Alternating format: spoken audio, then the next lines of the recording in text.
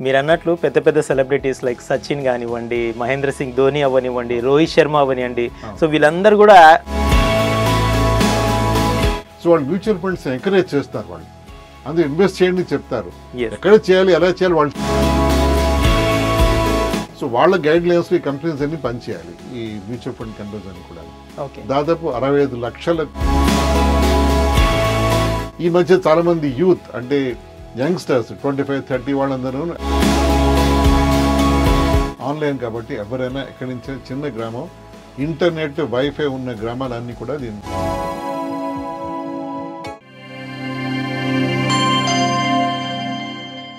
నమస్తే సార్. నమస్కారం అండి. అసలు స్టాక్ మార్కెట్ అంటే ఏంటి, దానివల్ల బెనిఫిట్స్ ఏంటి? స్టాక్ మార్కెట్ అంటే ఏమిటి అంటే అది స్టాక్ ఎక్స్చేంజ్ అనేది ఇండియాలో 1900 నుంచి ఉంది, మన బాంబే స్టాక్ ఎక్స్చేంజ్ అనేది. ఓకే. సో ఆ స్టాక్ ఎక్స్చేంజ్ కంపెనీస్ రిజిస్టర్ అయిన తర్వాత వాళ్ళ స్టాక్స్ని ట్రేడింగ్ చేస్తాయి, అక్కడ కొనడం అమ్మడం జరుగుతుంది, ఆ స్టాక్ ట్రేడింగ్ అవుతుంది. ఓకే. ఆ ట్రేడింగ్ ప్రాసెస్లో పీపుల్ మేక్ మనీ. అంటే ఒక కంపెనీ కంపెనీ స్టాక్ కొని అమ్మేస్తే దాంట్లో వచ్చిన డబ్బుని ప్రాఫిట్ కింద చూసుకుంటారు. ఓకే. సో కంపెనీస్ దాన్ని రిజిస్టర్ అవుతాయి అక్కడ. దాదాపు ఇండియాలో 7,000 కంపెనీస్ రిజిస్టర్ అయి ఉన్నాయి మన బిఎస్సిలో, బాంబే స్టాక్ ఎక్స్చేంజ్లో.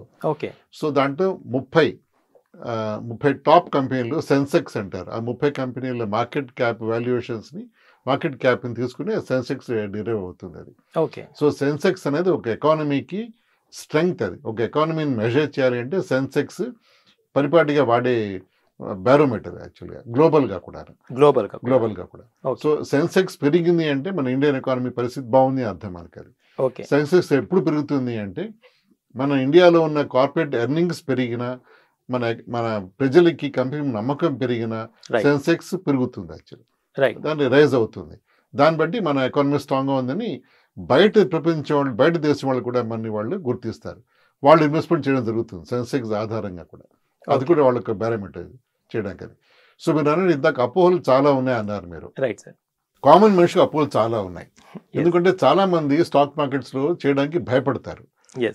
కొంతమంది చేసి డబ్బు నష్టపోయిన వాళ్ళు ఉంటారు, కొంతమంది విని ఇన్వెస్ట్ చేయకుండా కూడా చాలామంది బయటే ఉంటారు. చాలామంది అసలు చేయడం అవసరమా అని లెక్కేస్తే అవసరమే.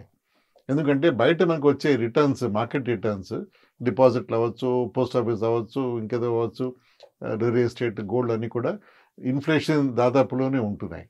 ఇన్ఫ్లేషన్ బీట్ చేసి మన ఫైనాన్షియల్ గోల్స్ మనం అచీవ్ చేయాలి అంటే స్టాక్ మార్కెట్ మనలో పెడితే మనకి వచ్చే అవకాశం బాగుంది అక్కడ. అంటే వస్తుందా రాదా అనేది మన అప్రోచ్ మీద ఉంటుంది. అవకాశం గ్యారంటీగా ఉంది అక్కడ చేయడానికి అక్కడ. సో ఆ అవకాశం ఎలా చేసుకోవాలి, ఎలా ఇన్వెస్ట్ చేయాలి అనేది మనం చూసుకోవచ్చు దాంట్లో. ఇప్పుడు స్టాక్ మార్కెట్ ఇన్వెస్ట్ చేయాలంటే స్టాక్ బ్రోకర్స్ ఉంటారు ఇండియాలో. అంటే వాళ్ళంతా అప్రూవ్డ్ స్టాక్ బ్రోకర్స్, ఎక్స్చేంజ్ వాళ్ళు అప్రూవ్ చేస్తున్న స్టాక్ బ్రోకర్స్ వాళ్ళు. వాళ్ళ ద్వారా మనం ఇన్వెస్ట్ షేర్స్ కొనడం అమ్మడం చేయొచ్చు. కొంతమంది అడ్వైజ్ ఇస్తారు, కొంతమంది అడ్వైజ్ ఇవ్వరు దాంట్లో. అంటే మనమే డైరెక్ట్గా వాళ్ళ సిస్టమ్కి వెళ్ళి మనమే కొనేసుకోవచ్చు, మనమే అమ్మేసుకోవచ్చు. అది ఈ మధ్య చాలా మంది యూత్ అంటే యంగ్స్టర్స్ 25-30 వాళ్ళందరూ యాప్స్ చాలా వచ్చాయి, మంచి మొబైల్ యాప్స్. ఆ పేర్ల విషయం పక్కన పెడితే చాలా యాప్స్ కన్వీనియంట్గా మనం దాంట్లో లాగిన్ అయిపోయి మన కేవైసీ చేసేసుకుని ఇన్వెస్ట్ చేసేది దాంట్లో మనం. అవునండి, చాలా ఈజీ. చాలా 1-2-3లో ఇన్వెస్ట్మెంట్ అయిపోతుంది 10 minutes మనకి. అది కానీ మనం చేసిన ఇన్వెస్ట్మెంట్ కరెక్టా కాదా అన్న జడ్జిమెంట్ తర్వాత తెలుస్తుంది. అది ఒకటి సార్, మరి ఇది అందరికీ అందుబాటులో ఉందా? అంటే గ్రామంలో ఉన్న వారికి, లేదంటే మండల్ హెడ్ క్వార్టర్లో ఉన్న వాళ్ళకి కూడా ఇది అందుబాటులో ఉందా? ఆన్లైన్ కాబట్టి ఎవరైనా ఎక్కడి నుంచి చిన్న గ్రామం ఇంటర్నెట్ వైఫై ఉన్న గ్రామాలన్నీ కూడా దీనిలో ఇన్వెస్ట్ చేయొచ్చు. దీనికి ఫిజికల్గా ఎవరు ఎక్కడికి వెళ్ళక్కర్లేదు. పాన్ కార్డు ఉండాలి, వాళ్ళు కేవైసీ అయి ఉండాలి, బ్యాంక్ అకౌంట్ ఉండాలి, ఎవరు ఎక్కడికి కూర్చొని ఇన్వెస్ట్ చేయొచ్చు. జాగ్రత్తగా ఇన్వెస్ట్ చేసుకుంటే డబ్బు బాగా చేసుకోవచ్చు. బాగా జాగ్రత్తగా ఇన్వెస్ట్ చేసి డబ్బు పెంచుకోవడానికి కొన్ని గైడ్ లైన్స్ ఉన్నాయి. దానికి ఒక లాంగ్ టర్మ్ ఓరియంటేషన్ ప్లాన్ కావాలి. దానికి ఇవాళ ఇన్వెస్ట్ చేసి నాకు 2 నెలలు డబ్బు డబుల్ అయిపోవాలి, ట్రిపుల్ అయిపోవాలి అంటే అవన్నీ కూడా రాంగ్ ఇన్వెస్ట్మెంట్ స్కీమ్స్ అవుతాయి. దాంట్లో డిసప్పాయింట్మెంట్ తప్ప ఏం మిగలదు దాంట్లో. సార్ మరి స్టాక్ మార్కెట్ గురించి అవగాహన ఎక్కువనే ఉంది కాబట్టి అసలు ఎంత పర్సెంటేజ్ వరకు ఇప్పుడు వీటిని యూజ్ చేయడం చేస్తున్నారు సార్, ఒకవేళ ఇండియా మొత్తం చూసుకుంటే? ఇండియాలో దాదాపు 140-150 కోట్ల జనాభాలో రఫ్ ఎస్టిమేట్స్ ప్రకారం చూస్తే 95% people are not invested in stock markets. Less than 5% are invested in stock markets. అది కూడా జాగ్రఫికల్గా మన మహారాష్ట్ర అంటే బాంబే, గుజరాత్ అలాంటి ప్లేసెస్లో ఎక్కువ ఇన్వెస్ట్మెంట్ చేస్తారు. మన సౌత్ ఇంకా రిలేటివ్ మన బాగా తక్కువ లెవెల్లో ఉన్నాం. అదొక నెంబర్ 1. నెంబర్ 2 ఇన్వెస్ట్ చేసిన వాళ్ళలో 90% మంది డబ్బు నష్టపోతారు. ఓ ఓకే. సో ఇలాంటి స్టాక్ మార్కెట్లో ఇన్వెస్ట్మెంట్ అవసరం మనకి, మన డబ్బు పెంచుకోవాలి అంటే. కానీ ఎలా చేయాలో తెలియని వాళ్ళకి ఉన్నది మ్యూచువల్ ఫండ్స్ దారి. ఓకే. మ్యూచువల్ ఫండ్స్ అనేది మనం డైరెక్ట్గా మనం మన అసెస్మెంట్ మన స్టడీ కింద కాకుండా మనం ఒక ఎక్స్పర్ట్ నమ్మి మన డబ్బు ఇస్తాం వాళ్ళకి. మనం ఎస్ఐపి పరంగానో లేకపోతే లంసం పరంగా ఇస్తాం. వాళ్ళు మన తరఫు ఇన్వెస్ట్ చేస్తారు. ఓకే. వాళ్ళు క్వాలిఫైడ్ పీపుల్, వాళ్ళు ఫండ్ మేనేజర్స్ అంటారు వాళ్ళని. ఓకే. వాళ్ళు మన బిహాఫ్లో వాళ్ళు ఇన్వెస్ట్ చేస్తారు మార్కెట్స్లో. వాళ్ళు మనకి డబ్బు మల్టిప్లై చేయడానికి హెల్ప్ చేస్తారు అన్ని వాళ్ళు. ఓకే. సో మనం వాళ్ళని నమ్మితే కొంచెం దాంట్లో బెటర్ అది. సో వాళ్ళని ఎలా నమ్మాలి అంటే సెబీ అని ఒక ఆర్గనైజేషన్ ఇండియాలో, ఎలా అయితే ఆర్బీఐ బ్యాంక్స్ని కంట్రోల్ చేస్తుందో సెబీ అనేది ఆర్గనైజేషన్ ఈ స్టాక్ మార్కెట్స్ కంట్రోల్ చేస్తుంది. ఓకే. సో వాళ్ళ గైడ్ లైన్స్ ఈ కంపెనీస్ అన్ని పనిచేయాలి, ఈ మ్యూచువల్ ఫండ్ కంపెనీస్ అన్ని కూడా. ఓకే. దాదాపు 65 లక్షల కోట్ల డబ్బు మ్యూచువల్ ఫండ్స్ లో ఉంపేస్తాం. సో ఈ డబ్బు 50 కంపెనీలు ఉన్నాయి ఇండియాలో, 52 కంపెనీలు ఉన్నాయి. సో వీళ్ళని మనం ట్రస్ట్ చేసి డబ్బు ఇస్తే సెబీ వాళ్ళు డైరెక్ట్ గా రెగ్యులేట్ చేస్తుంది కాబట్టి మన డబ్బు మోరాలెస్ బాగానే సేఫ్ అని అనుకోవచ్చు. దాంట్లో ఇబ్బంది లేదు. ఓకే. సో రిటర్న్స్ అనేది మనం పెట్టిన స్కీమ్ బట్టి, మన అప్రోచ్ బట్టి ఆధారపడి ఉంటుంది. అది బాగానే ఉన్నాయి రిటర్న్స్ కూడా, they are very well. Okay. So stock మార్కెట్లో భయపడడం అన్నది న్యాచురలీ ఇందాక చెప్పిన ఫ్యాక్ట్స్ బట్టి. స్టాక్ మార్కెట్స్ ఇన్వెస్ట్ చేయకుండా మనం ఫైనాన్షియల్ అచీవ్ చేయగలమా? చేయలేం. కాబట్టి స్టాక్ మార్కెట్లో ఇన్వెస్ట్ చేయాలి. కాబట్టి మనకు ఆ నాలెడ్జ్ లేకపోతే ఎవరు మంచి ఎక్స్పర్ట్ నమ్మి మనం ఇన్వెస్ట్ చేయడం అనేది right way to go. Country wealth అనేది based on stock market related ఉంటుంది అంటున్నారు కాబట్టి, సో డెఫినెట్లీ ప్రతి ఒక్కరు స్టాక్ మార్కెట్లోకి ఎంటర్ అవుతే ఇంకా బెటర్మెంట్ అనేది మనం చూపించవచ్చు. అవునండి, రైట్. వీటి మీద ఇంకా ఎక్కువ అవేర్నెస్ రావడానికి సో గవర్నమెంట్ ఎలాంటి పాలసీస్ ప్రొవైడ్ చేసిందండి? ఇప్పుడు మీరు గవర్నమెంట్ పరంగా చూడాలి అంటే గవర్నమెంట్ డైరెక్ట్గా అడ్వైజ్ ఇవ్వదు ఎవరికి. ఇక్కడ పెట్టిన అక్కడ పెట్టిన గవర్నమెంట్ ఎవరికి అడ్వైజ్ ఇవ్వదు. ఓకే. గవర్నమెంట్ ఒక అట్మాస్ఫియర్ క్రియేట్ చేస్తుంది, ఎన్వైరన్మెంట్ క్రియేట్ చేస్తుంది.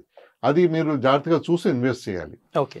ఈ మధ్యకాలంలో ఆర్బీఐ అడ్వర్టైజ్మెంట్ చాలా వస్తున్నాయి. మీరు తప్పుడు క్యాంపెయిన్ నమ్మకండి, మీరు జాగ్రత్తగా ఆచితూచి ఇన్వెస్ట్ చేయండి అని ఆర్బీఐ యాడ్స్ చాలా వస్తున్నాయి. వాళ్ళు సెలబ్రిటీస్ని వాళ్ళు ప్రమోట్ చేయిస్తున్నారు. అది దాన్ని క్యాంపెయిన్ చేస్తున్నారు వాళ్ళు. అంటే అందరూ జాగ్రత్తగా ఇన్వెస్ట్ చేయండి మీరు అని చెప్తున్నారు. అలాగే మ్యూచువల్ ఫండ్స్ సహీ అయిన కాన్సెప్ట్ చాలా యాడ్స్ చూస్తూ ఉంటాం. దాంట్లో కూడా వాళ్ళు మ్యూచువల్ ఫండ్స్ అనేది చేస్తుంది సెబీ అండ్ ఆంఫీ అని ఒక వీళ్ళు ఈ గ్రూప్సే, గవర్నమెంట్ రిలేటెడ్ వాళ్ళు. సో వాళ్ళు మ్యూచువల్ ఫండ్స్ ఎంకరేజ్ చేస్తారు. వాళ్ళు అందులో ఇన్వెస్ట్ చేయండి చెప్తారు. ఎక్కడ చేయాలి ఎలా చేయాలి వాళ్ళు చెప్పరు. అది మనం దాని స్టడీస్ మనం చేసుకోవాలి దాన్ని మనం. సో ఇవన్నీ కూడా దీన్ని బట్టి మా మార్కెట్ గ్రో అవుతుంది. మీరు అన్నట్లు పెద్ద పెద్ద సెలబ్రిటీస్ లైక్ సచిన్ కానివ్వండి, మహేంద్ర సింగ్ ధోని అవనివ్వండి, రోహిత్ శర్మ అవనివ్వండి, సో వీళ్ళందరూ కూడా ఆ యాడ్స్లలో యాక్ట్ చేయడం జరుగుతూ ఉంది. మీరు అన్నట్లు అవేర్నెస్ క్యాంపెయిన్స్ అయితే జరుగుతున్నాయి. సార్ మీరు ఇందాక అన్నట్లు యూత్ ఎక్కువ యాప్స్ రిలేటెడ్ ఎగ్జైట్మెంట్లో వెళ్ళిపోయి మళ్ళీ వెంటనే విత్డ్రా చేసుకుంటున్నారు అనేది చెప్పారు కదా. సో దాన్ని ఇంకొద్దిగా ఎలాబరేట్ చేయండి సార్. అంటే లైక్ చాలా మంది ఈ మధ్య కాలంలో ఏమైపోతుందంటే సోషల్ మీడియా ప్లాట్ఫామ్స్ మీద ఎక్కువ వీటి గురించి యాడ్ క్యాంపెయిన్స్ అనేది వస్తూ ఉన్నాయి. సో థర్డ్ పార్టీ యాడ్స్ అనేది ఎక్కువ జరుగుతూ ఉంది. సో దాని ద్వారా అదర్ పీపుల్ అడ్వైజరీ అనేది అట్రాక్ట్ చేస్తూ సో ఎక్కువ రిటర్న్స్ అది ఆఫర్ చేస్తూ మరీ యాడ్స్ వస్తూ ఉన్నాయి. సో వాటిని వాళ్ళు అప్రోచ్ అవుతూ ఉన్నారు. సో అది ఎంతవరకు కరెక్ట్ అంటారు? అవి నమ్మొచ్చా లేదా? ఈ రోజుల్లో చాలా మటుకు ఈ ఎక్సెసివ్ క్లెయిమ్స్ జరుగుతున్నాయి. ఫోన్ కాల్స్ వస్తాయి, మీకు ఇన్వెస్ట్ చేయండి మీకు డబుల్ అయిపోతుంది, లేకపోతే షార్ట్ టైంలో ఇంకా రిటర్న్స్ ఎక్కువ వస్తాయని ఇన్వెస్ట్ చేయమని కోరడం జరుగుతుంది. సో ఇవి మెజారిటీ కూడా ఫాల్స్ క్లెయిమ్స్. ఇవన్నీ కూడా ఇప్పుడు చాలా స్కామ్స్ జరుగుతున్నాయి ఇండియాలో. చాలా స్కామ్స్ జరుగుతున్నాయి. చాలా డబ్బు నష్టపోతున్నారు, కొన్ని కోట్లు నష్టపోతున్నారు.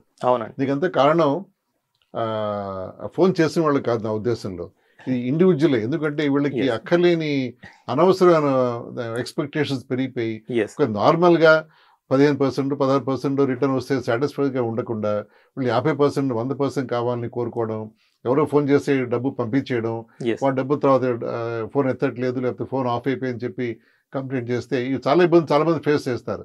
దీనికి కారణం గ్రీడ్ వల్లే. గ్రీడ్ కానీ మనం కానీ కంట్రోల్డ్గా మనకు కావాల్సినట్టు మనకి ఎంత కావాలో అంత ఆ రేంజ్లో మనం ఉంటే అన్నెసెసరీగా మనం ఎక్స్పెక్టేషన్ లేకపోతే ఇవన్నీ కూడా జాగ్రత్త కంట్రోల్ చేసుకోవచ్చు అండి. సో ఎప్పటికైనా సరే ముందు మన జాగ్రత్తలో మనం ఉండాల్సిందే అంటారు. అబ్సల్యూట్లీ.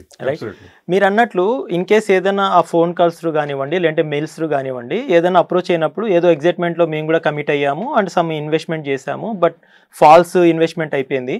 సో వాటికి ఏమన్నా మనకి సెక్యూరిటీ పరంగా లేదంటే దాన్ని మళ్ళీ రిటర్న్స్ చేసుకోవడానికి, క్లెయిమ్ చేసుకోవడానికి మనం ఎలా అప్రోచ్ అవ్వచ్చు? దానికి ఏమన్నా ఒక ప్రోటోకాల్స్ ఉన్నాయా?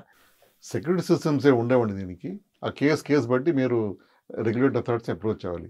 అది క్రైమ్ అయితే పోలీసుల్ని, లేకపోతే ఇలాంటి వాళ్ళని అప్రోచ్ అవ్వాలి. ఆ డబ్బు ఎంతవరకు వస్తుంది, ఎలా వస్తుంది అనే విషయం అది బియాండ్ దిస్ డిస్కషన్, మనం గెస్ చేయలేం. Thank you sir. Thank you.